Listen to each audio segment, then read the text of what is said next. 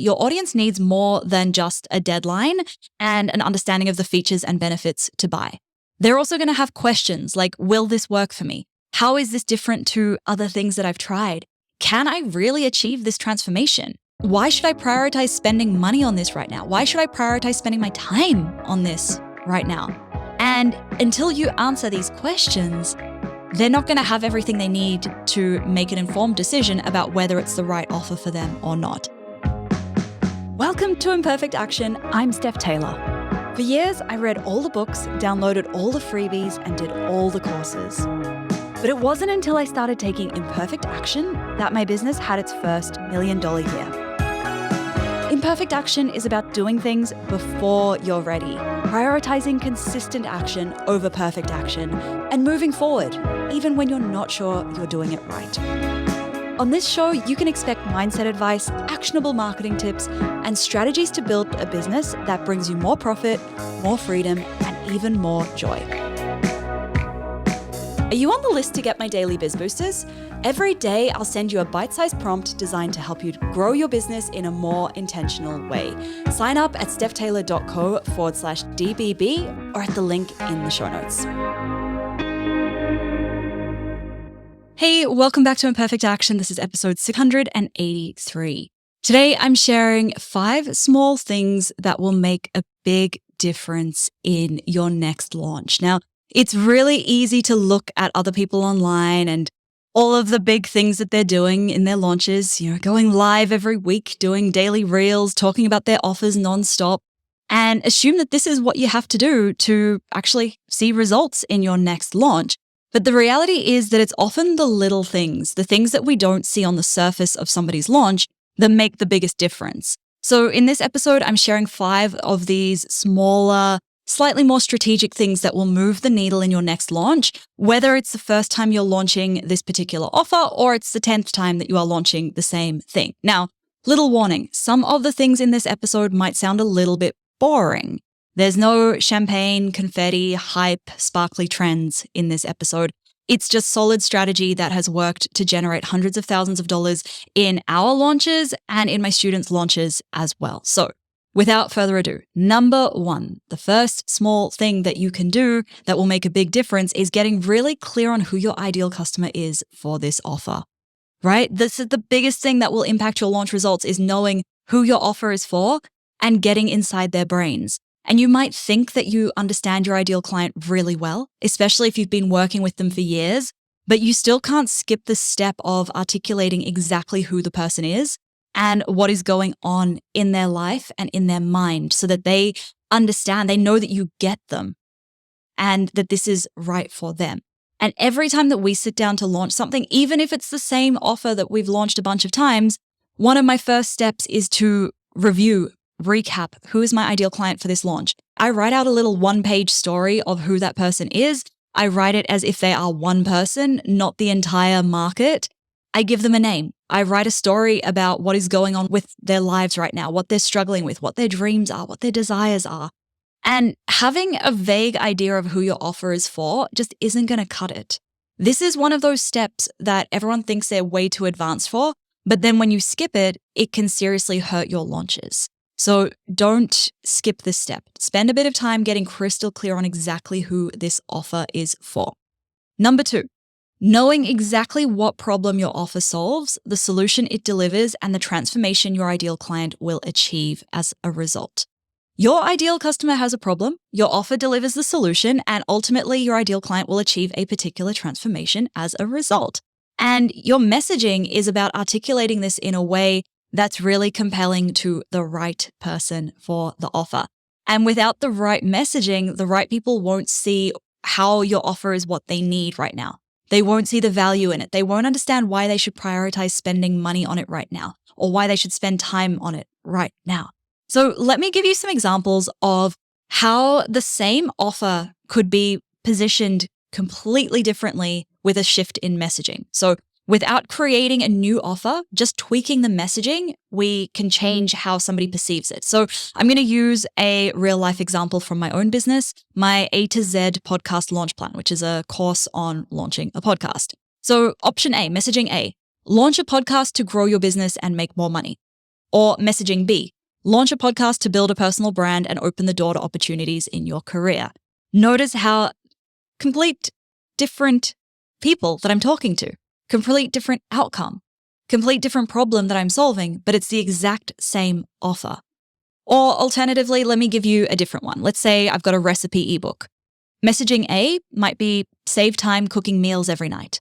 Or messaging B might be save money because you're not buying Uber Eats every night. The product itself is still the same, but different messaging is going to resonate differently with your ideal clients. And if you know that ideal client, that ideal customer really well, then you will know which of these messaging versions is going to resonate better with them. Or you might need to test both versions. You might need to test one in the first launch and then one in the next launch. And you can look at the numbers and decide this one worked better or this one didn't work quite as well. This is also where doing audience research can be really helpful. You can find out if everyone in your audience that you're talking to is saying, I don't need to save time, I just need to save money because I'm buying too much Uber Eats. Well, now you know messaging B for the recipe ebook is probably going to resonate with them a little bit better than if we say, hey, this is how you're going to save time. Okay. Tweak number 3, identifying the magician's gap for your ideal customer and sharing content that bridges the gap in the lead up to your launch. So what does somebody need to know about the problem that they're experiencing before they'll be ready to buy? What do they need to know about the solution to be ready to buy? What do they need to know about the transformation? What do they need to know about themselves? For example, I'm going to say that let's say we're talking to an ideal client who is struggling to grow their audience. They're a business owner that is struggling to grow their audience. And me, as the expert in audience growth, I know that the solution is for them to DIY their content marketing. And then the transformation that they would have is their audience grows. Now, some of the things that they might need to know is they need to know that you can't just grow your audience by just sharing social media posts with the right hashtags. They need to know that content marketing isn't just showing up and sharing quotes that you saw on Instagram, but that there's actually a bit of a strategy behind what you share to grow your audience and to nurture them into buyers. Maybe they need to understand that they are a good enough writer to create their own content.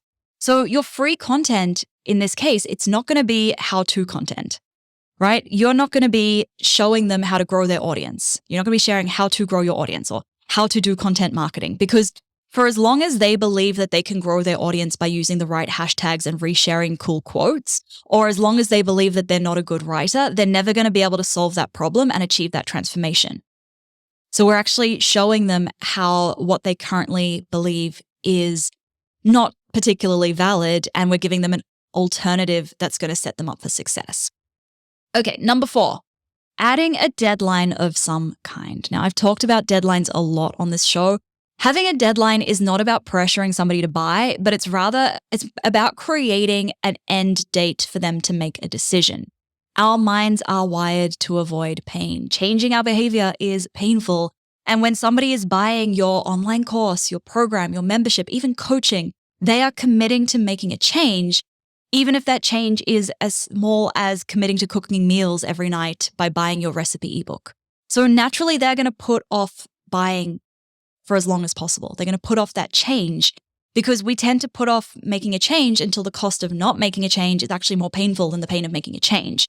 So creating a deadline isn't about pressuring somebody to buy because they don't want to miss out because they've got FOMO. Instead, it's about saying, hey, you need to make a decision either way. I have now given you all of the information that you need to make an educated decision about whether this is the right offer or the wrong offer for you. Now you have until this day to make a decision. Okay, number 5, giving your audience everything they need to make the right decision for them. How often have you thought, I don't want to send too many emails to my audience because I'm worried I will annoy my subscribers, or I don't want to post about my offers too much in case people unfollow me?